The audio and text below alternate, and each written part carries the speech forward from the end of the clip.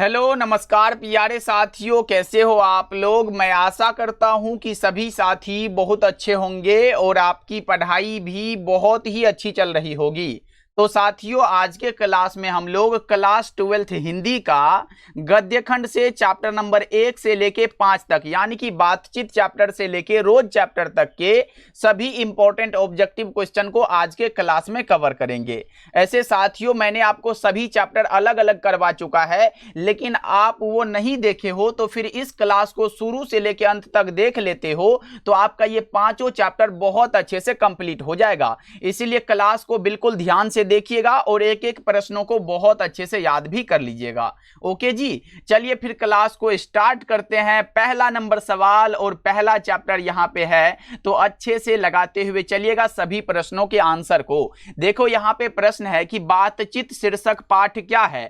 तो बातचीत जो चैप्टर है वो एक प्रकार का निबंध है, बालकृष्ण भट्ट के द्वारा दिया गया है। ऑप्शन नंबर ए हो जाएगा।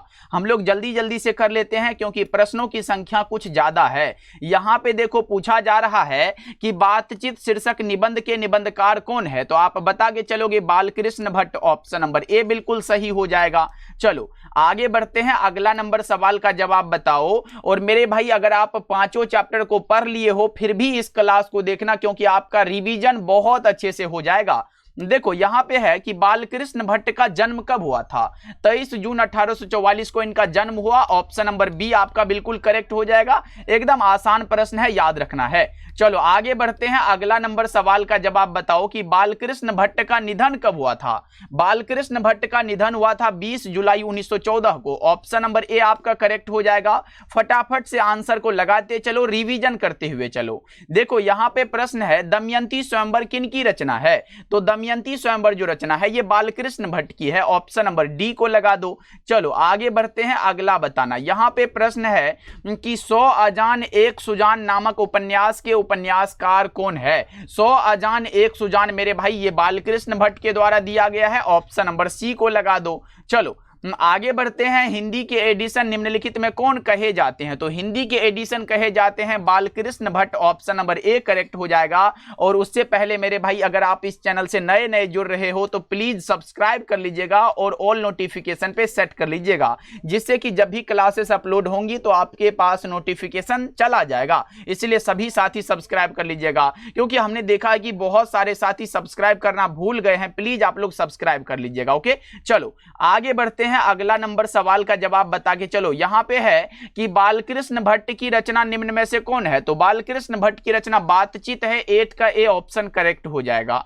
चलो अगला बताना, यहां पे बातचीत के जरिए भाप बनकर क्या बाहर निकल जाता है। तो मवाद या फिर धुआं। ऑप्शन नंबर सी करेक्ट हो जाएगा। चलो आगे बढ़ते हैं, अगला नंबर सवाल का जवाब बताओ। बालकृष्ण भट्ट के माता का नाम क्या था। माता का नाम था पार्वती देवी, पिता का नाम क्या था, बेनी प्रसाद भट्ट। याद रखना है आपको। चलो आगे बढ़ते हैं, अगला बताओ। यहां पे निबंध लेखन की दृष्टि से भारतेंदु युग कैसा था मेरे भाई। उर्वर था। ऑप्शन नंबर ए लगा दो। 11 का ध्यान रखना है। चलो आगे बढ़ते हैं, अगला नंबर सवाल का जवाब बताओ। जैसा काम वैसा परिणाम किस लेखक द्वारा रचित प्रहसन है। जैसा काम वैसा परिणाम ये लिखा गया है बालकृष्ण भट्ट द्वारा। डी ऑप्शन करेक्ट हो जाएगा। चलो यहां पे है बालकृष्ण भट्ट के पिता का नाम क्या था। तो बेनी प्रसाद भट्ट, मैंने आपको अभी बता के चला। ऑप्शन नंबर बी लगा दो। चलो आगे बढ़ते हैं, ऐसे एक चैप्टर में 10 मिनट लगेगा तो 5 चैप्टर है तो 50 मिनट तक में मैं चाहूंगा कंप्लीट हो जाए। देखो यहां पे है बालकृष्ण भट्ट किस युग के साहित्यकार थे। तो भारतेंदु युग के थे। 14 का बी ऑप्शन करेक्ट हो जाएगा। चलो अगला बता के चलो, संयोगिता स्वयंवर किन की रचना है। तो संयोगिता स्वयंवर श्रीनिवास दास की रचना है। 15 का सी ऑप्शन सभी साथी लगा सकते हो। चलो आगे बढ़ते हैं, अगला बता के चलो यहां पे। और मैं बता दूं डेली क्लास का टाइम शाम के 7 बजे और शाम के 8 बजे है। देखो बातचीत के माध्यम से बालकृष्ण भट्ट क्या बतलाना चाहते हैं। तो बातचीत की शैली को बतलाना चाहते हैं। 16 का ए करेक्ट हो जाएगा। चलो अगला बताना, बालकृष्ण भट्ट का निवास स्थान कौन सा है। तो बालकृष्ण भट्ट का निवास स्थान है इलाहाबाद उत्तर प्रदेश। कहां पर है मेरे भाई, इलाहाबाद उत्तर प्रदेश। चलो आगे बढ़ते हैं, अगला नंबर सवाल का जवाब बताना। बालकृष्ण भट्ट ने किस पत्रिका का संपादन किया। तो आपको भी पता है हिंदी प्रदीप नामक मासिक पत्रिका का। ऑप्शन नंबर सी करेक्ट हो जाएगा। चलो अगला बताना यहाँ पे, बालकृष्ण भट्ट के पिता पेशे से क्या थे? तो बालकृष्ण भट्ट के पिता एक व्यापारी थे मेरे भाई, और माता एक सुसंस्कृत महिला थी जिन्होंने बालकृष्ण भट्ट के मन में अध्ययन की रुचि और लालसा जगाई। चलो आगे बढ़ते हैं, अगला नंबर सवाल का जवाब बता के चलना। यहाँ पे बालकृष्ण भट्ट ने हिंदी प्रदीप नामक मासिक पत्रिका निकालना कब प्रारंभ किया? तो 1877 ईस्वी में। 20 का ए करेक्ट हो जाएगा। बताते चलना, आज के क्लास में मजा आ रहा है ना मेरे भाई, क्योंकि मजा आएगा, 5 चैप्टर जो कंप्लीट होने वाला है आपका। देखो बालकृष्ण भट्ट किस काल के रचनाकार है? काल पूछेगा, आप बताओगे आधुनिक काल, युग पूछेगा, भारतेंदु युग लगाते हैं। चलो आगे बढ़ते हैं, अगला बता के चलना। यहाँ पे आर्ट ऑफ कन्वर्सेशन कहां के लोगों में सर्वाधिक प्रचलित है? तो आर्ट ऑफ कन्वर्सेशन मेरे भाई यूरोप के लोगों में सर्वाधिक प्रचलित है। ऑप्शन नंबर सी राइट हो जाएगा।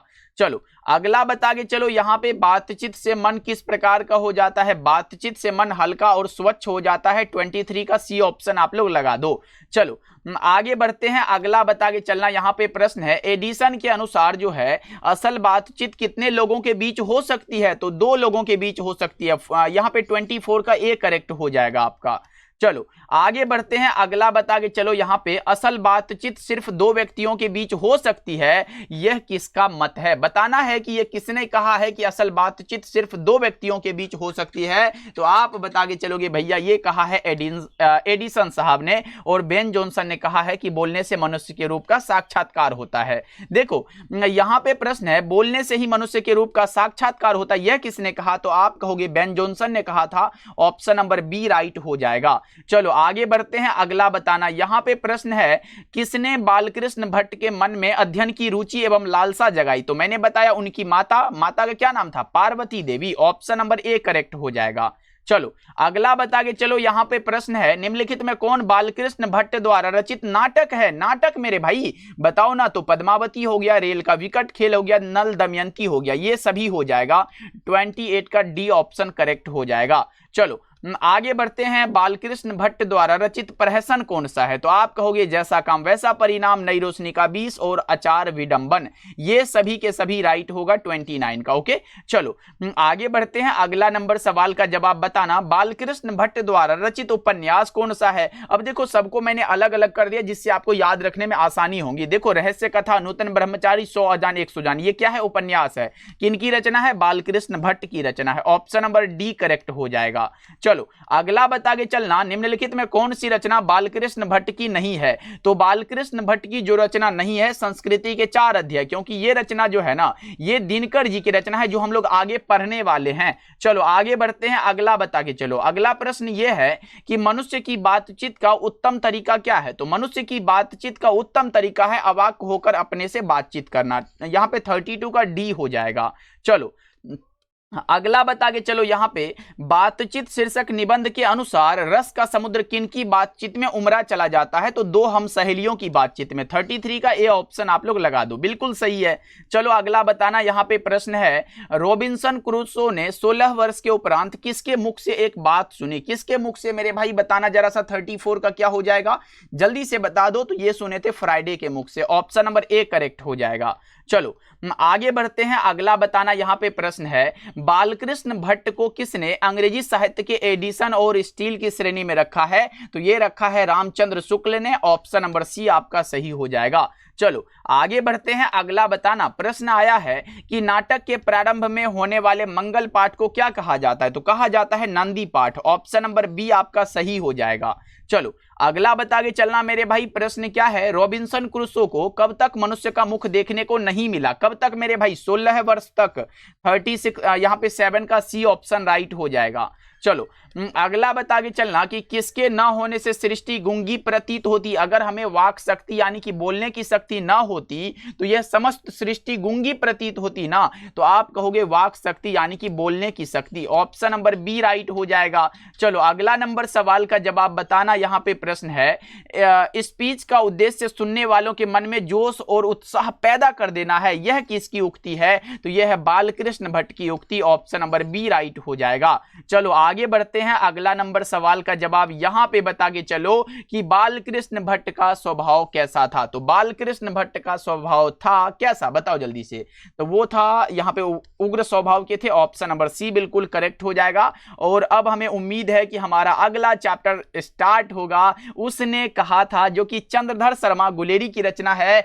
तो तैयार हो जाओ सभी साथी आंसर को लगाने के लिए। चलो देखो यहां पे है कि उसने कहा था शीर्षक पाठ क्या है। तो यह एक प्रकार का कहानी है, याद रखना है आपको। चलो आगे बढ़ते हैं, अगला नंबर सवाल का जवाब बताना कि उसने कहा था कहानी के कहानीकार कौन है। तो उसने कहा था कहानी के कहानीकार का नाम है Chandradhar Sharma Guleri. Option number B आपका राइट हो जाएगा। चलो आगे बढ़ते हैं मेरे भाई, अगला बताना चंद्रधर शर्मा गुलेरी का जन्म कब हुआ था। 7 जुलाई 1883 को, ऑप्शन नंबर बी करेक्ट हो जाएगा। अगर आपसे निधन पूछेगा तब क्या बताओगे, निधन है 12 सितंबर 1922 को, यह बात आप याद रखिएगा। चलो आगे बढ़ते हैं, अगला बताना चंद्रधर शर्मा गुलेरी का जन्म स्थान कहां पर है। जन्म स्थान देखो, जन्म स्थान जयपुर राजस्थान, क्या याद रखोगे, जन्म स्थान जयपुर राजस्थान। लेकिन अगर मूल निवास पूछेगा तो गुलेर कांगड़ा हिमाचल प्रदेश में, जो कि यहां पे बना हुआ है। चंद्रधर शर्मा गुलेरी का मूल निवास स्थल कहां पर है, तो गुलेर कांगड़ा हिमाचल प्रदेश। यहां पे गुलेरी नहीं होगा, गुलेर होगा, कांगड़ा हिमाचल प्रदेश में पड़ता है। डी ऑप्शन करेक्ट हो जाएगा।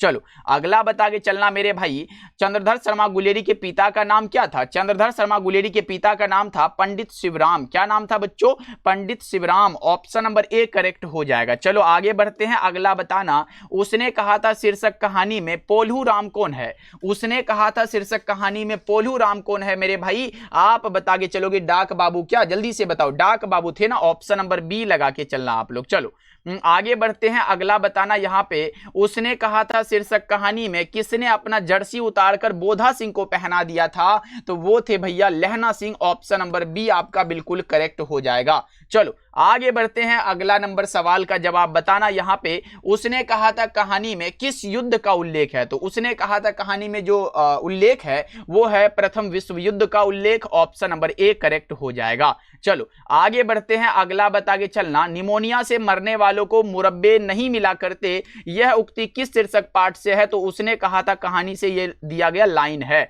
चलो अगला बता के चलना, यहां पे प्रश्न है कि उसने कहा था कहानी का पात्र निम्नलिखित में कौन है। तो लहना सिंह है, वजीरा सिंह है, कीरत सिंह है, ये तो सभी के सभी है। ऑप्शन नंबर डी करेक्ट हो जाएगा। चलो अगला बता के चलना आप लोग, यहां पे प्रश्न आया है कि बोधा सिंह के पिता का नाम क्या था। बोधा सिंह के पिता का नाम सभी साथी को पता है, Hazara Singh, Subedar Hazara Singh. Option number C right हो जाएगा। चलो बताओ सूबेदारनी किस कहानी की पात्रा है। तो सूबेदार, सूबेदारनी, हजारा सिंह, बोधा सिंह, लहाना सिंह, ये सब के बारे में उसने कहा था कहानी में पढ़ते हैं ना, बी ऑप्शन हम लोग लगा देते हैं। चलो आगे बढ़ते हैं, अगला बता के चलना, यहां पे प्रश्न है हिंदी कहानी के विकास में मील का पत्थर कौन सी कहानी मानी जाती है। तो उसने कहा था, ऑप्शन नंबर ए राइट हो जाएगा यहां पे 14 का। चलो अगला बता के चलना, यहां पे प्रश्न है कि तेरी कुरमाई हो गई। इसमें जो लहना सिंह पूछा था तेरी कुरमाई हो गई, तो लड़की धत्त करके भागती थी ना, तो ये उसने कहा था, कहानी में लिया गया लाइन है। चलो आगे बढ़ते हैं, अगला बता के चलो कि बुद्धू का कांटा किन की रचना है। तो बुद्धू का कांटा चंद्रधर शर्मा गुलेरी, सुखमय जीवन चंद्रधर शर्मा गुलेरी, उसने कहा था चंद्रधर शर्मा गुलेरी। चलो आगे बढ़ते हैं, अगला बता के चलो, यहां पे है चंद्रधर शर्मा गुलेरी जी हैं, यहां पे किस सदी के प्रमुख लेखक हैं। तो आप क्या बताओगे, 20वीं सदी के। डी ऑप्शन राइट हो जाएगा। चलो अगला नंबर सवाल का जवाब बताओ, गुलेरी जी ने कुल कितनी कहानियां लिखी। चंद्रधर शर्मा गुलेरी ने कुल 3 कहानियां लिखी। उसने कहा था सुखमय जीवन, बुद्धू का कांटा। सही जवाब आपका सी हो जाएगा। चलो आगे बढ़ते हैं, अगला बताना, यहां पे प्रश्न है उसने कहा था कहानी का नायक कौन है। उसने कहा था कहानी का नायक है लहना सिंह। ऑप्शन नंबर ए आपका राइट हो जाएगा। चलो अगला नंबर सवाल का जवाब बता के चलना, यहां पे प्रश्न है कि निम्न में कौन सी रचना गुलेरी जी की नहीं है। बताओ जल्दी से, गुलेरी जी की कौन सी रचना नहीं है। तो हारे को हरिनाम गुलेरी जी की रचना नहीं है, क्योंकि यह दिनकर जी की रचना है। चलो अगला नंबर सवाल है कि उसने कहा था कैसी कहानी है। तो युद्ध की कहानी है, दिव्य प्रेम की कहानी है, और प्रेम पर बलिदान होने की कहानी है। इनमें से सभी करेक्ट हो जाएगा। आगे बढ़ते हैं, अगला नंबर सवाल का जवाब बताओ। और मेरे प्यारे साथी सभी क्लास को एक बार लाइक कर दीजिएगा, क्योंकि अगर लाइक रहता है तो पढ़ाने में बिल्कुल मजा आ जाता है, और लास्ट तक आप देखोगे हम इसी एनर्जी में आपको पढ़ाएंगे। देखो उसने कहा था कहानी में किस शहर का चित्रण है। तो अमृतसर का। ऑप्शन नंबर ए करेक्ट हो जाएगा। अमृतसर में लहना सिंह के मामा रहते थे?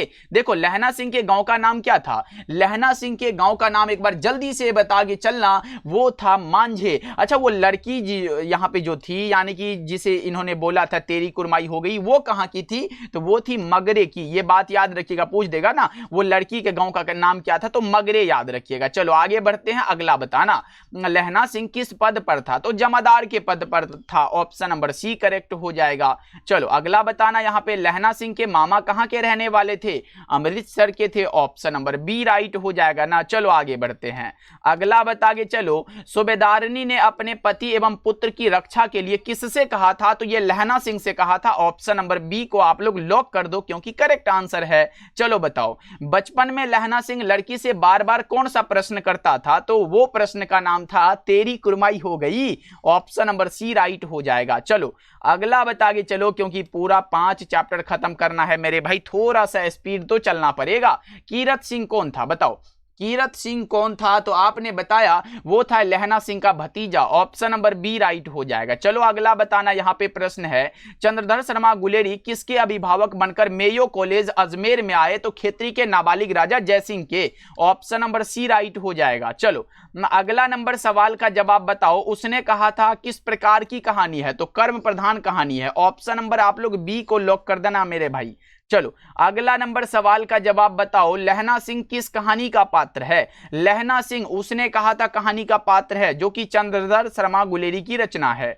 चलो बताओ यहाँ पे उसने कहा था कहानी कितने भागों में विभक्त है? तो उसने कहा था कहानी जो है ना 5 भागों में विभक्त है। कितने भागों में मेरे भाई? 5 भागों में, ऑप्शन नंबर डी राइट हो जाएगा।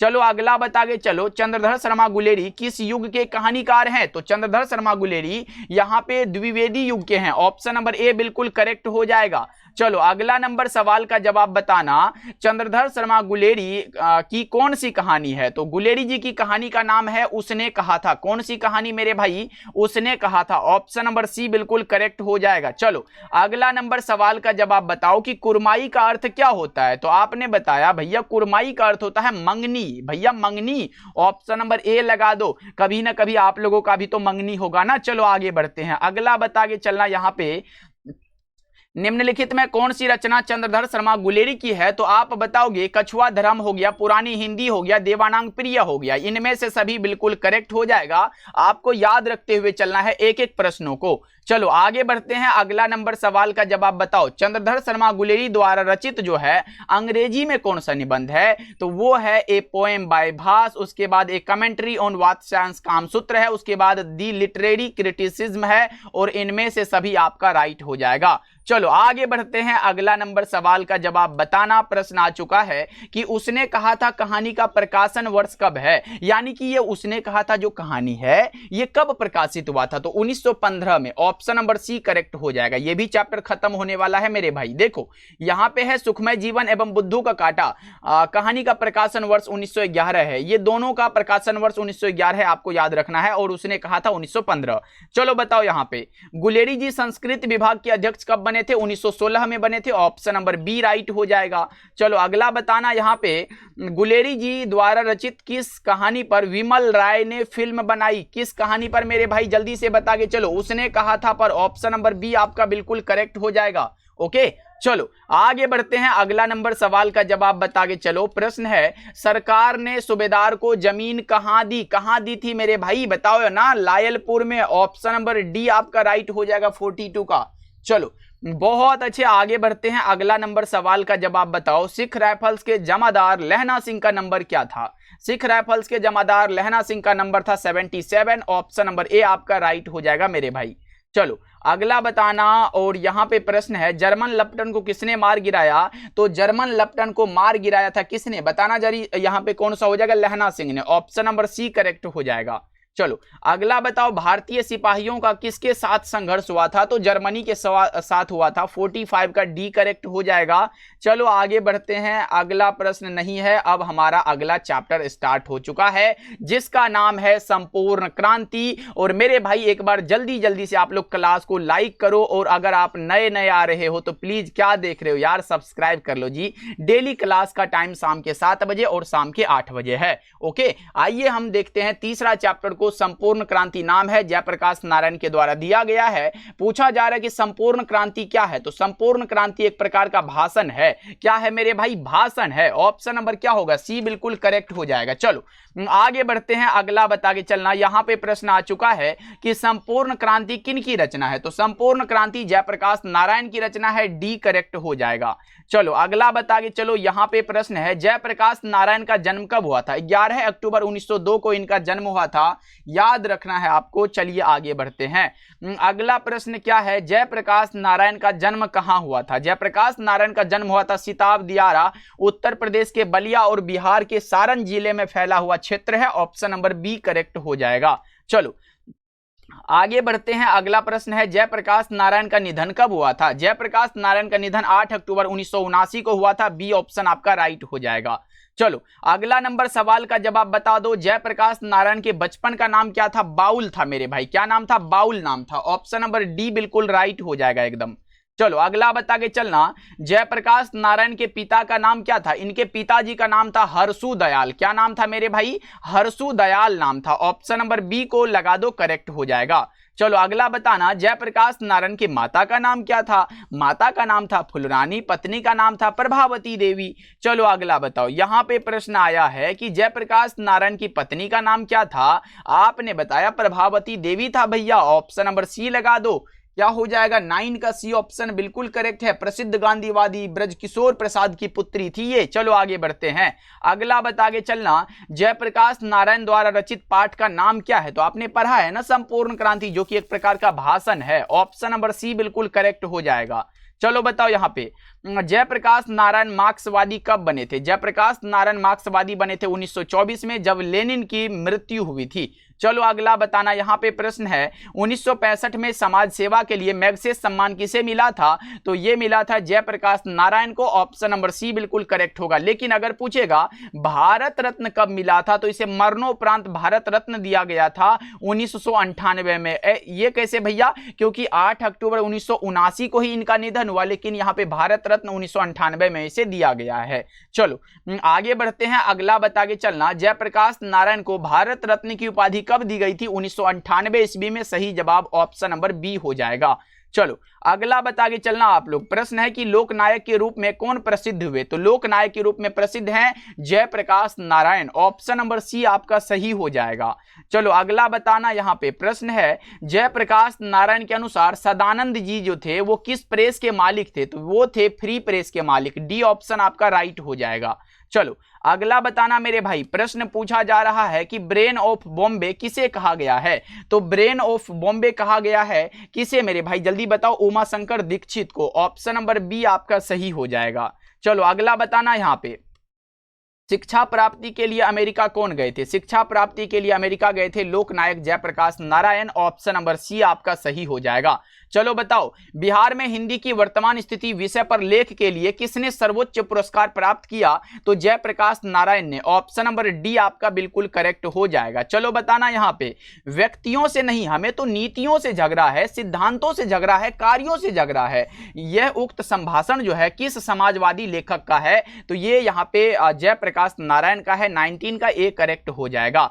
चलो आगे बढ़ते हैं, अगला बता के चलना, जयप्रकाश नारायण के अनुसार देश का भविष्य किनके हाथों में है? तो नई पीढ़ी के हाथों में है। ऑप्शन नंबर बी आपका करेक्ट हो जाएगा। चलो आगे बढ़ते हैं, अगला बता के चलना, यहां पे प्रश्न है संपूर्ण क्रांति की शुरुआत कब हुई थी? 1974 में। ऑप्शन नंबर ए आपका सही हो जाएगा। रिवीजन करते चलो मेरे भाई, एकदम रिवीजन कर लो, 5 चैप्टर खत्म कर लो इस क्लास में। देखो, जयप्रकाश नारायण मद्रास में अपने किस मित्र के साथ रुके थे? तो ईश्वर अय्यर के साथ। ऑप्शन नंबर सी आपका सही हो जाएगा। चलो अगला बताना, यहां पे जयप्रकाश नारायण को समाज सेवा के लिए कौन सा पुरस्कार यहां पे दिया गया था? यानी कि जयप्रकाश नारायण को समाज सेवा के लिए किस पुरस्कार से सम्मानित किया गया था? मैग्सेसे सम्मान। अच्छा भैया, कब दिया गया था? 1965 में, जो कि मैंने आपको ऊपर बता के चला है। चलो अगला बताना, यहां पे प्रश्न है जयप्रकाश नारायण ने किस वर्ष छात्र आंदोलन का नेतृत्व किया?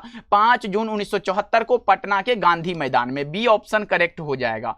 चलो अगला बता के चलना मेरे भाई, यहां पे प्रश्न है प्रजा सोशलिस्ट पार्टी का गठन कब हुआ? प्रजा सोशलिस्ट पार्टी का गठन 1952 में। ऑप्शन नंबर ए सही हो जाएगा। चलो अगला बता के चलना, यहां पे है 1974 में बिहार प्रदेश के मुख्यमंत्री कौन थे? तो अब्दुल गफूर थे। ऑप्शन नंबर बी आपका सही हो जाएगा। चलिए अगला नंबर सवाल क्या है कि जयप्रकाश नारायण को किसका दलाल कहा गया है? तो जयप्रकाश नारायण को कहा गया है किसका दलाल? जल्दी बताओ, अमेरिका का क्या? जल्दी बताना। हाँ भैया, अमेरिका का दलाल कहा गया है, डी ऑप्शन आप लगा सकते हो। चलो बताओ, फ्री प्रेस के मालिक कौन थे? फ्री प्रेस के मालिक थे सदानंद जी। कौन थे मेरे भाई? सदानंद जी थे। ऑप्शन नंबर सी करेक्ट हो जाएगा। चलो अगला बताना। यहाँ पे प्रश्न है कि जयप्रकाश नारायण के स्वास्थ्य पर निगरानी रखने वाले डॉक्टर का क्या नाम था? डॉक्टर रहमान थे। कौन मेरे भाई? डॉक्टर रहमान नाम था। ऑप्शन नंबर ए करेक्ट हो जाएगा। चलो अगला बताना। यहाँ पे किसने कहा है कि अभी ना जाने कितने मीलों इस देश की जनता को जाना है? तो यह कहा है जवाहरलाल नेहरू ने। ऑप्शन नंबर सी आपका बिल्कुल करेक्ट हो जाएगा। चलो आगे बढ़ते हैं, अगला बता के चलना। प्रश्न है कि जयप्रकाश नारायण ने आईएससी की परीक्षा कहां से पास की? तो आप बताओगे बिहार विद्यापीठ से। ऑप्शन नंबर डी करेक्ट हो जाएगा। चलो अगला नंबर सवाल क्या पूछा जा रहा है कि पुलिस के बड़े उच्च अधिकारियों ने किसके मुंह से सुना था कि जयप्रकाश नारायण नहीं होते तो बिहार जल गया होता? ये किसके मुख से सुना था मेरे भाई? बताना जरा सा। ये सुना था दीक्षित जी के मुख से। ऑप्शन नंबर डी बिल्कुल करेक्ट हो जाएगा। चलो आगे बढ़ते हैं, अगला बता के चलना। फणीश्वर नाथ रेणु की कौन सी पुस्तक है? तो मैला आंचल। आपने पढ़ा होगा मैला आंचल। ऑप्शन नंबर डी आपका बिल्कुल करेक्ट हो जाएगा। चलो अगला नंबर सवाल है रिकंस्ट्रक्शन ऑफ इंडियन पॉलिटी पुस्तक किसने लिखी है? रिकंस्ट्रक्शन ऑफ इंडियन पॉलिटी जो पुस्तक है मेरे भाई, ये किसने लिखी है? तो ये लिखा है जयप्रकाश नारायण ने। ऑप्शन नंबर सी आपका बिल्कुल करेक्ट हो जाएगा। चलो अगला नंबर सवाल का जवाब बताओ। जयप्रकाश नारायण किस प्रकार के विचारक थे? बताओ जयप्रकाश नारायण किस प्रकार के विचारक थे? तो ये समाजवादी विचारक थे। ऑप्शन नंबर सी आपका सही हो जाएगा।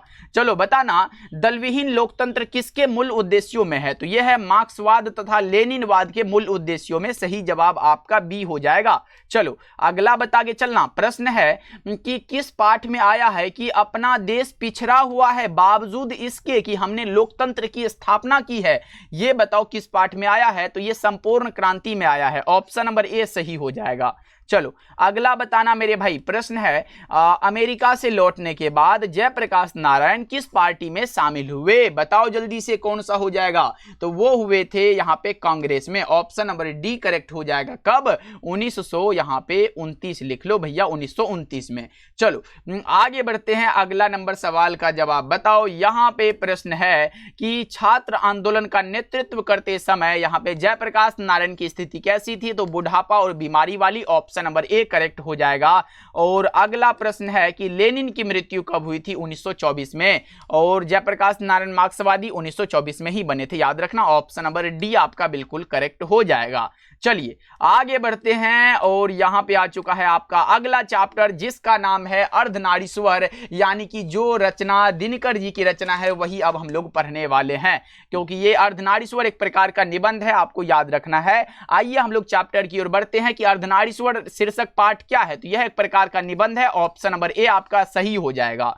चलो आगे बढ़ते हैं, अगला बता के चलना कि अर्धनारीश्वर पाठ के लेखक कौन है? तो रामधारी सिंह दिनकर हैं। ऑप्शन नंबर बी आप लोग लगा के चलना। चलो आगे बढ़ते हैं, अगला बता के चलो रामधारी सिंह दिनकर का जन्म कब हुआ था? दिनकर जी का जन्म कब हुआ था? 23 सितंबर 1908 में इनका जन्म हुआ था। सिमरिया बेगूसराय के ये थे। चलो आगे बढ़ते हैं, अगला बताओ। यहाँ पे रामधारी सिंह दिनकर का जन्म स्थान कहां पर है? Simaria Begusarai Bihar. Option number A correct होगा 4 का। ओके चलो आगे बढ़ते हैं, अगला प्रश्न है कि रामधारी सिंह दिनकर का निधन कब हुआ था? दिनकर जी का निधन हुआ था बताना 24 अप्रैल 1974 को। ऑप्शन नंबर डी आपका बिल्कुल ही सही जवाब है, ध्यान रखना। चलो अगला बताओ रामधारी सिंह दिनकर के माता का नाम क्या था? इनके माता जी का नाम क्या था मेरे भाई बताना? तो इनके माता का नाम था मनरूप देवी, पिता का नाम था रवि सिंह। क्या बता रहे हो? ऑप्शन नंबर डी बिल्कुल करेक्ट हो जाएगा 6 नंबर सवाल का जवाब। चलो आगे बढ़ते हैं, अगला बताना। अगला प्रश्न क्या है यहाँ पे? रामधारी सिंह दिनकर के पिता का नाम क्या था? इनके पिताजी का नाम था रवि सिंह। ऑप्शन नंबर क्या होगा? बी करेक्ट हो जाएगा। चलो अगला बता के चलना। यहाँ पे प्रश्न है दिनकर जी की पत्नी का नाम क्या था? तो इनकी पत्नी का नाम था श्यामवती देवी। 8 का सही जवाब ऑप्शन नंबर सी लगा के चलना। चलो अगला बताओ। यहाँ पे अपने जीवन के अंतिम दिनों में किसने नारीत्व की साधना की थी? तो ये किया था किसने मेरे भाई बताना? महात्मा गांधी ने। ऑप्शन नंबर डी आपका बिल्कुल करेक्ट हो जाएगा। चलो बताओ यहाँ पे, रामधारी सिंह दिनकर की पहली कविता पुस्तक प्रणभंग जो है जब प्रकाशित हुई तब वे कितने वर्ष के थे, यानी कि रामधारी सिंह कितने वर्ष के थे जब उनकी कविता प्रणभंग जो है प्रकाशित हुई थी, ये पूछा गया है। आपने बताया वे 21 वर्ष के थे, ऑप्शन नंबर बी करेक्ट हो जाएगा। चलो आगे बढ़ते हैं कि परशुराम की प्रतीक्षा शीर्षक काव्य कृति किसकी है, तो ये रामधारी सिंह दिनकर की है, ऑप्शन नंबर ए लगा के चलना आप लोग। चलो आगे बढ़ते हैं, अगला बताओ यहाँ पे शंकर और पार्वती का कल्पित रूप क्या है, तो शंकर और पार्वती का कल्पित रूप है अर्धनारीश्वर, ऑप्शन नंबर बी आपका सही हो जाएगा। चलो आगे बढ़ते हैं, अगला बता के चलो। यहाँ पे प्रश्न है रामधारी सिंह दिनकर की काव्य कृति जो रेणुका है उसका रचना काल क्या है, यानी कि वो कब प्रकाशित हुआ, ये पूछा गया है आपसे। आपने बताया भैया 1935 में, क्या 1935 में, ऑप्शन नंबर ए करेक्ट हो जाएगा। हुंकार 1938 में, रसवंती 1940 में, अर्धनारीश्वर 1952 में। चलो आगे बढ़ते हैं, अगला बता के चलना। यहाँ पे प्रश्न है कि अर्धनारीश्वर शीर्षक निबंध के अनुसार धर्म साधक महात्मा और साधु जो है वो किससे भय खाते थे, तो नारियों से, ऑप्शन नंबर बी आपका राइट हो जाएगा। चलो आगे बढ़ते हैं कि उर्वशी किनकी रचना है, तो ये भी दिनकर जी की है, रामधारी सिंह दिनकर की रचना है, डी ऑप्शन आपका करेक्ट हो जाएगा। चलो अगला बता के चलना। यहाँ पे प्रश्न है कि दिनकर जी को किस कृति पर भारतीय ज्ञानपीठ का पुरस्कार प्राप्त हुआ। रामधारी सिंह दिनकर को भारतीय ज्ञानपीठ पुरस्कार उर्वशी के लिए दिया गया था और संस्कृति के 4 अध्याय के लिए साहित्य अकादमी का पुरस्कार दिया गया था। चलो आगे बढ़ते हैं, अगला बता के चलना। यहाँ पे प्रश्न है कि रामधारी सिंह दिनकर को उसकी किस कृति पर साहित्य अकादमी का पुरस्कार प्राप्त हुआ, तो मैंने क्या बताया, उर्वशी के लिए ज्ञानपीठ और संस्कृति के 4 अध्याय के लिए साहित्य अकादमी, ऑप्शन नंबर ए आप लोग लगा दो। चलो आगे बढ़ते हैं, और मेरे भाई अभी तक क्लास को लाइक नहीं किए हो तो प्लीज आप लोग क्लास को लाइक करते चलना, सभी साथी क्लास को लाइक करते हुए चलना। ओके, कर दिए हो तो बहुत अच्छे, नहीं किए हो तो एक बार कर देना। देखो यहाँ पे दिनकर जी किस युग के कवि हैं, तो ये छायावादोत्तर युग के हैं, ऑप्शन नंबर सी आपका करेक्ट हो जाएगा। चलो आगे बढ़ते हैं, अगला बता के चलना। संस्कृति के 4 अध्याय किसकी कृति है, तो संस्कृति के 4 अध्याय रचना है रामधारी सिंह दिनकर की, ऑप्शन नंबर डी आपका बिल्कुल करेक्ट हो जाएगा। चलो बताओ प्रेमचंद जी क्या थे, प्रेमचंद जी कथाकार थे, क्या थे मेरे भाई, कथाकार थे, ऑप्शन नंबर बी आपका करेक्ट हो जाएगा। चलो आगे बढ़ते हैं, अगला बता के चलो। यहाँ पे गंधारी कौन थी, गंधारी थी दुर्योधन की मां, कौन थी मेरे भाई, दुर्योधन की मां थी, 21 का ए ऑप्शन करेक्ट हो जाएगा। चलो अगला बताओ। यहाँ पे प्रश्न है कि अर्धनारीश्वर कल्पित रूप है किसका, अर्धनारीश्वर शंकर और पार्वती यानी कि शिव और पार्वती का कल्पित रूप है, 22 नंबर सवाल का जवाब ऑप्शन ए हो जाएगा।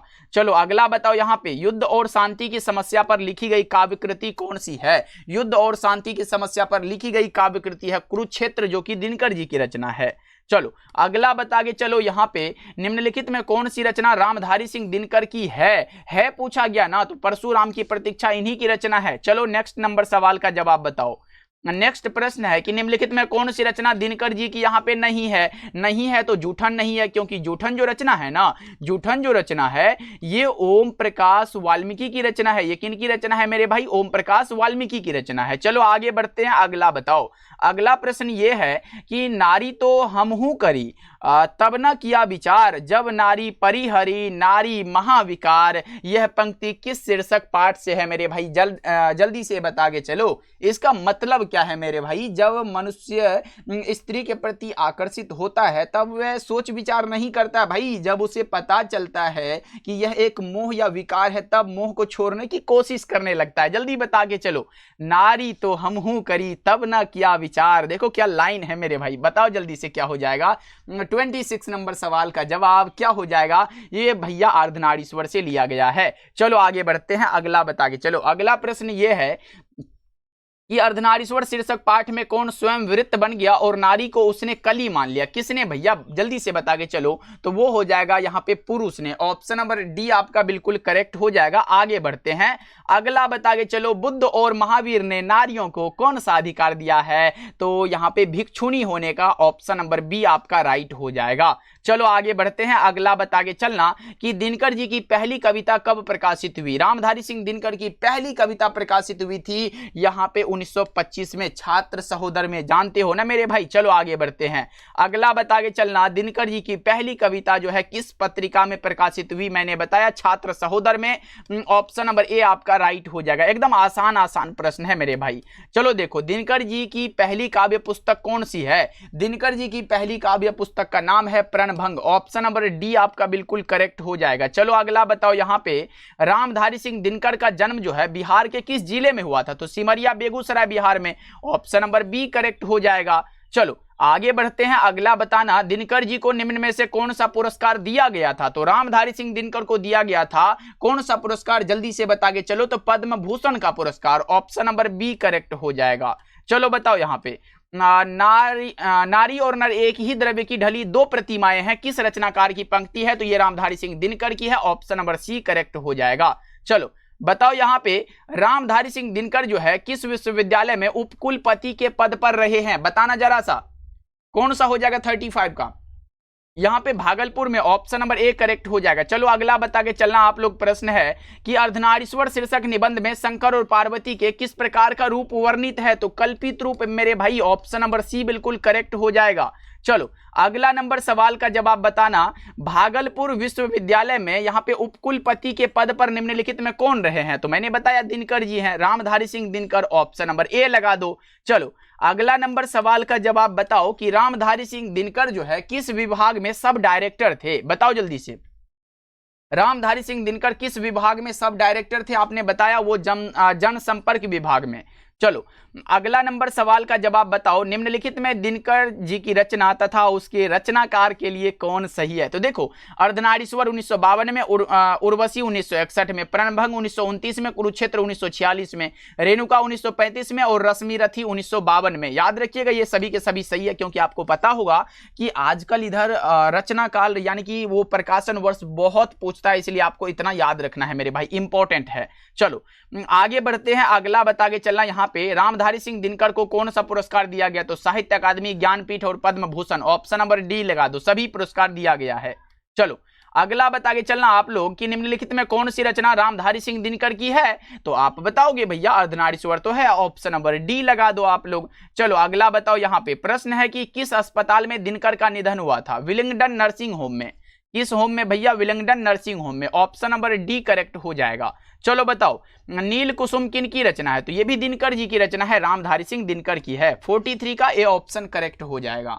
चलो अगला नंबर सवाल का जवाब बताओ, यहाँ पे प्रश्न आ चुका है आपके सामने कि किस पाठ में कहा गया है जिस पुरुष में नारीत्व नहीं अपूर्ण है? तो ये अर्धनारीश्वर पाठ में कहा गया भैया, ए ऑप्शन को लगा दो, करेक्ट हो जाएगा। चलो अगला नंबर सवाल का जवाब बताओ, प्रेमचंद के अनुसार नारी जब पुरुष के गुण सीखती है तब वह क्या हो जाती है? राक्षसी मेरे भाई, राक्षसी, ऑप्शन नंबर ए करेक्ट हो जाएगा। और पुरुष जब नारी के गुण लेता है तब वह देवता बन जाता है, ये पठित पाठ के आधार पर है मेरे भाई। अगला चैप्टर आएगा अब आपके सामने जिसका नाम है रोज, और मैंने बताया 5 तक करेंगे और हमारा लास्ट है ये। देखो रोज जो है एक प्रकार का कहानी है जो कि अज्ञे जी के द्वारा दिया गया है, इसी को पढ़ेंगे और इसमें भी हमें लगता है कि 40 क्वेश्चन तो होगा ही मेरे भाई, 40 होगा शायद, हाँ 40 होगा। चलो अगला बता के चलो, और पहला नंबर सवाल यह है कि रोज शीर्षक पाठ क्या है? तो रोज एक प्रकार का कहानी है, आपको याद रखते हुए चलना है। चलो अगला नंबर सवाल का जवाब बताओ, क्योंकि अंत भला तो सब भला। देखो यहाँ पे है रोज कहानी के कहानीकार कौन है? सच्चिदानंद हीरानंद वात्स्यायन अज्ञेय, ऑप्शन नंबर डी बिल्कुल करेक्ट हो जाएगा। चलो अगला बताओ, यहाँ पे अज्ञेय का जन्म कब हुआ था? 7 मार्च 1911 को इनका जन्म हुआ था, ऑप्शन नंबर बी लगा दो, करेक्ट हो जाएगा। चलो अगला बता के चलना, अज्ञेय का जन्म स्थान कहां पर है? जल्दी बताओ, इसका जन्म स्थान आपसे पूछा गया, कसैया कुशीनगर उत्तर प्रदेश में है इनका जन्म स्थान। चलो अगला बताना, अज्ञेय का मूल निवास स्थल कहां पर है? ये भी तो इंपॉर्टेंट है, तो मूल निवास है करतारपुर पंजाब में, ऑप्शन नंबर ए करेक्ट हो जाएगा। अगला बता के चलो, अज्ञेय के माता का नाम क्या था? अज्ञेय के माता का नाम था वैंती देवी, पिता का नाम था डॉक्टर हीरानंद शास्त्री। चलो अगला बताओ, अज्ञेय के पिता का नाम क्या था? Doctor Hiranand Shastri, option number A correct हो जाएगा। चलो अगला बताना, यहाँ पे अगला प्रश्न क्या है कि अज्ञेय का पूरा नाम क्या है? तो अज्ञेय जी का पूरा नाम है सच्चिदानंद हीरानंद वात्स्यायन अज्ञेय। क्या नाम है मेरे भाई? अज्ञेय का पूरा नाम है सच्चिदानंद हीरानंद वात्स्यायन अज्ञेय। चलो अगला बता के चलो, अज्ञेय का निधन कब हुआ था? अज्ञेय जी का निधन हुआ था कब? बताओ जल्दी से। 4 अप्रैल 1987 को हुआ था, ऑप्शन नंबर बी आपका करेक्ट हो जाएगा, याद रखिएगा। चलो अगला प्रश्न बताओ, यहाँ पे ये रहा प्रश्न, अज्ञेय के पिता जो है किस क्षेत्र से संबंधित है? अज्ञेय के पिता जो थे भैया वो थे पुरातत्व से संबंधित, ऑप्शन नंबर सी आपका बिल्कुल करेक्ट हो जाएगा। चलो अगला नंबर सवाल का जवाब बताओ, अज्ञे ने पंजाब विश्वविद्यालय से मैट्रिक कब किया था? इन्होंने मैट्रिक किया था 1925 में। ऐसे भी एग्जाम में आएगा कि अज्ञे जी मैट्रिक कहां से, तो पंजाब विश्वविद्यालय से मेरे भाई। चलो आगे बढ़ते हैं, अगला बता के चलना, अज्ञे जी मद्रास क्रिश्चियन कॉलेज से इंटर कब किए थे बताना, तो इंटर किए थे 1927 में। ऑप्शन नंबर बी अगर पूछेगा कहां से किए थे तो आप याद रखिएगा मद्रास क्रिश्चियन कॉलेज से। चलो आगे बढ़ते हैं, अगला बताओ, रोज शीर्षक पाठ में पलंग के नीचे जो है कौन गिर पड़ा था, तो मालती और महेश्वर की जो संतान थी वो टीटी। ऑप्शन नंबर सी करेक्ट हो जाएगा। चलो अगला नंबर सवाल का जवाब बताना, यहां पे स्वाधीनता आंदोलन में उग्र और विद्रोही विचारधारा वाले एक क्रांतिकारी के रूप में किनकी भूमिका रही है, तो सच्चिदानंद हीरानंद वात्स्यायन अज्ञे की। ऑप्शन नंबर सी बिल्कुल करेक्ट हो जाएगा। चलो अगला नंबर सवाल है, अज्ञे जी ने नियमित लेखन कब शुरू किया था, तो 1930 के बाद। भैया बताना जल्दी से एक बार। बिल्कुल 1930 के बाद। ऑप्शन नंबर सी बिल्कुल करेक्ट हो जाएगा। अगला बता के चलो, यहां पे प्रश्न है कि अज्ञे जी की पहली कहानी इलाहाबाद की किस पत्रिका में प्रकाशित हुई, जल्दी से बताओ। पत्रिका सेवा में मेरे भाई 16 का बी लगा दो, बिल्कुल सही है। ओके यहां पे कब हुई थी प्रकाशित, 1924 में, ध्यान रखिएगा पहली कहानी। अगला बताओ, यहां पे प्रश्न है कि शेखर एक जीवनी शीर्षक उपन्यास कितने भागों में लिखी गई है। एग्जाम में ऐसे भी आएगा कि अज्ञे का कौन सा है जो यहाँ पे उपन्यास है, तो शेखर एक जीवनी एक प्रकार का उपन्यास है, कितने भागों में, तो 2 भागों में लिखी गई है। ओके प्रथम भाग 1941 में और द्वितीय भाग 1944 में लिखी गई। चलो आगे बढ़ते हैं, अगला बता के चलना, यहाँ पे प्रश्न है, मालती के बच्चे का नाम क्या था। मालती के बच्चे का नाम था टीटी। क्या नाम था मेरे भैया जी, टीटी नाम था। चलो बताओ, यहाँ पे निम्न में से किस कहानी में गैंग्रीन का उल्लेख है। गैंग्रीन एक बीमारी है और महेश्वर इनके डॉक्टर थे, तो यहाँ पे कहोगे रोज चैप्टर में ये कहा गया है। चलो आगे बढ़ते हैं, अगला बता के चलो कि मालती किस कहानी की पात्रा है, तो आप कहोगे रोज कहानी की। ऑप्शन नंबर बी करेक्ट हो जाएगा। चलो अगला नंबर सवाल का जवाब बताना, सच्चिदानंद हीरानंद वात्स्यायन अज्ञे द्वारा लिखी हुई कहानी कौन सी है, तो यह है रोज। ऑप्शन नंबर बी आपका करेक्ट हो जाएगा। चलो नेक्स्ट बताओ, यहाँ पे नेक्स्ट प्रश्न ये है कि अज्ञे मूलतः क्या है, तो अज्ञे जी कहानीकार है ना, आपने पढ़ा है ना कि रोज कहानी है, तो अज्ञे क्या है, अज्ञे जी कहानीकार हैं। ऑप्शन नंबर सी लगा दो। चलो आगे बढ़ते हैं, अगला बता के चलो कि अज्ञे की पहली कहानी कब प्रकाशित हुई, मैंने बताया 1924 ईस्वी में। ऑप्शन नंबर बी करेक्ट हो जाएगा। किस में, तो पत्रिका सेवा में। चलो आगे बढ़ते हैं, अगला बताओ, यहाँ पे महेश्वर की पत्नी का नाम क्या था, तो महेश्वर की पत्नी का नाम था मालती। ऑप्शन नंबर क्या हो जाएगा, ए करेक्ट हो जाएगा। चलो आगे बढ़ते हैं, अगला बता के चलना, यहाँ पे प्रश्न क्या है देखो। अगला प्रश्न ये है कि लेखक कितने वर्षों बाद मालती से मिलने आया था। मालती से मिलने आया था 4 वर्षों बाद। ऑप्शन नंबर बी आपका बिल्कुल करेक्ट हो जाएगा। ओके चलो बहुत अच्छे मेरे भाई, आगे बढ़ते हैं, अगला बताओ। यहाँ पे प्रश्न आया हुआ है कि मालती के पति किस बीमारी का ऑपरेशन करके आए थे, तो वो आए थे यहाँ पे गैंग्रीन नामक बीमारी का ऑपरेशन करके। सी ऑप्शन राइट हो जाएगा। चलो बताओ, मालती के पति का नाम क्या था, महेश्वर था, महेश्वर। ऑप्शन नंबर बी आपका सही हो जाएगा। नेक्स्ट बताइए ये चलो कि बचपन में खेलने के लिए सच्चिदानंद हीरानंद वात्स्यायन अज्ञे ने कौन सा नाटक लिखा था, तो यहाँ पे बताना इंद्र सभा नामक नाटक। ऑप्शन नंबर सी आपका करेक्ट हो जाएगा। चलो बताओ, अज्ञे जी कितने वर्ष की अवस्था में कविता लिखना शुरू किया था, कितने वर्ष की अवस्था में, तो 10 वर्ष की अवस्था में। ऑप्शन नंबर ए आपका सही हो जाएगा। चलो नेक्स्ट नंबर सवाल का जवाब बताओ, यहाँ पे मालती का पति क्या है, तो मालती का पति है डॉक्टर, महेश्वर है doctor. Option number A correct हो जाएगा। चलो बताओ, तार सप्तक का संपादक कौन है, तो ये अज्ञे जी हैं। ऑप्शन नंबर डी लगा दो। बहुत अच्छे मेरे भाई, तार सप्तक का संपादन 1943 में हुआ था। अगर दूसरा सप्तक पूछेगा तो ये याद रखिएगा, दूसरा सप्तक 1951 में हुआ था, ये बात आप याद रखना। अगर तीसरा का पूछेगा तो तीसरा कब हुआ था, 1959 से भाई 1959 में हुआ था। अगर आपसे चौथा का पूछ के चलेगा तो क्या बताओगे, 1978 में हुआ था। ओके चलो आगे बढ़ते हैं, अगला बता के चलना। यहाँ पे प्रश्न है, अज्ञे किस वाद से संबंधित है, तो अज्ञे जी प्रयोगवाद से संबंधित है। ऑप्शन नंबर बी करेक्ट हो जाएगा। आगे बढ़ते हैं, उत्तर प्रियदर्शी नाटक के नाटककार कौन है, तो अज्ञे जी हैं। ऑप्शन नंबर सी आपका सही है। चलो आगे बढ़ते हैं, अगला प्रश्न यह है कि नदी के द्वीप किनकी रचना है, तो नदी के द्वीप रचना है अज्ञे जी की। नदी के द्वीप मेरे भाई अज्ञे जी की रचना है। बी ऑप्शन आपका करेक्ट हो जाएगा। चलो बताओ, कौन सी पुस्तक है जो अज्ञेय की नहीं है भैया? नहीं है, बताओ जल्दी से। तो ओ सदा नीरा नहीं है, क्योंकि अगर सिर्फ सदा नीरा आता तो अज्ञेय जी की रचना है, लेकिन ओ सदा नीरा तो जगदीश चंद्र माथुर की रचना है। चलो आगे बढ़ते हैं, अगला बता के चलो। रोज कहानी की नायिका कौन है? तो रोज कहानी की नायिका है मालती। कौन है मेरे भाई? मालती। ऑप्शन नंबर बी करेक्ट हो जाएगा। चलो अगला बताओ कि कौन सी रचना अज्ञेय की है? अगर है पूछा है तो विपथगा हो गया, जयदोल हो गया, सदानीरा हो गया, इनमें से सभी करेक्ट हो जाएगा। चलो आगे बढ़ते हैं, अगला प्रश्न यहां पे आ चुका है आपके सामने। दूसरा सप्तक का प्रकाशन वर्ष कब है? तो दूसरा सप्तक 1951 में, मैंने आपको बताया। ऑप्शन नंबर बी आप लोग लगा लो, बिल्कुल करेक्ट हो जाएगा। चलो बताओ उत्तर प्रियदर्शी नाटक का प्रकाशन वर्ष कब है? तो उत्तर प्रियदर्शी जो है ये कब प्रकाशित हुआ? ये 1967 में। ऑप्शन नंबर डी आपका बिल्कुल करेक्ट हो जाएगा। ओके चलो आगे बढ़ते हैं, अगला बता के चलना। और आज के क्लास का भैया लास्ट सवाल ये है कि अज्ञेय द्वारा रचित उपन्यास कौन सा है? तो आपने पढ़ा होगा शेखर एक जीवनी, जो कि एक प्रकार का उपन्यास है। इसके दो भाग है। प्रथम वाला जो है आपको पता होगा 1941 में प्रकाशित हुआ, और द्वितीय वाला अगर पूछेगा तो द्वितीय वाला कब, जल्दी बताओ? द्वितीय 1944 में। उसके बाद अगर नदी के द्वीप पूछेगा तो ये कब प्रकाशित हुआ था? 1952 में, मैंने आपको बता के चला है। और अगर पूछेगा अपने अपने अजनबी तो 1961 में प्रकाशित हुआ। तो ये सभी उपन्यास इन्हीं की है। ऑप्शन नंबर डी आपका बिल्कुल करेक्ट हो जाएगा। तो मेरे भाई मैं बता दूं, इस क्लास में हमने पूरे 1 चैप्टर से लेके 5 तक, यानी कि रोज चैप्टर, और उसके बाद यहां पे देखो मैंने बातचीत चैप्टर, उसने कहा था संपूर्ण क्रांति, अर्धनारीश्वर और रोज चैप्टर, ये पांचों चैप्टर कंप्लीट हो चुका है।